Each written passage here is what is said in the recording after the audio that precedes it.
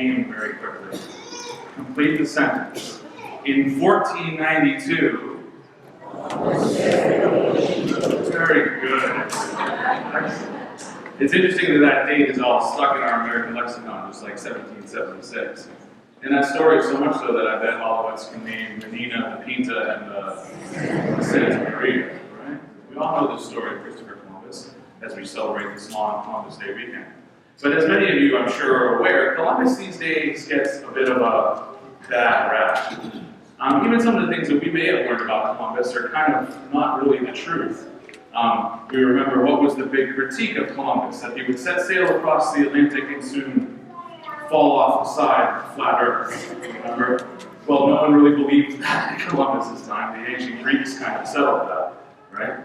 Also, there are questions to whether Columbus even discovered the New World, because obviously there were people already living here, so how could one discover it? Of course, we're speaking of Western Christendom, but also we hear the stories of Leif Erikson and the Vikings who may have sailed to Newfoundland ages before Columbus, and also my named patron, St. Brendan of Ireland, is said to have discovered the New World before Columbus in legend as well.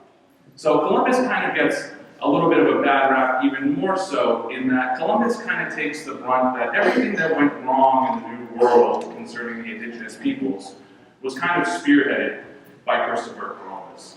And actually the record kind of doesn't agree so much with that. Unfortunately, mistakes were certainly made as settlers came to the New World. But in Christopher Columbus's writings, he found the native peoples here in the New World quite intelligent, and his dealings with them were very cordial and almost benign. And when he left after discovering the New World, the settlers they left there, he gave strict commands to them to treat the indigenous peoples with the respect and courtesy that they deserve as human beings. So to kind of pin that all on Christopher Columbus isn't really accurate or fair, in my opinion. Now, in the 19th century, even before that, we see cities and towns and rivers named after Columbus. The founding fathers knew the importance, the courage, and the discovery of Christopher Columbus. But as we get into the 19th century, Columbus starts to get an evil eye for a different reason. And it's precisely because of the two strikes that were against him in white Anglo-Saxon Protestant America. Columbus was Italian, and Columbus was Catholic.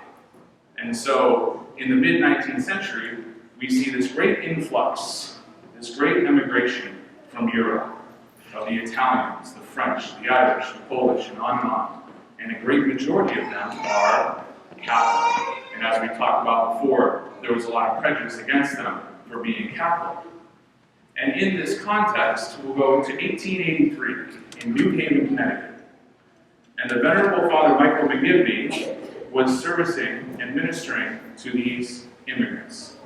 And Catholic families back then typically had a very large brood, if you know what I mean. And when Dad had an accident or passed away untimely, the mother was widowed and had no means to take care of this large family.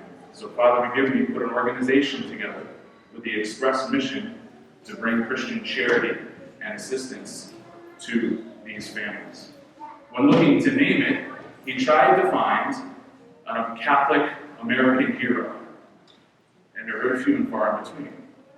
And so what he decided was to name his organization the Knights of Columbus, after Christopher Columbus, the discoverer. Right?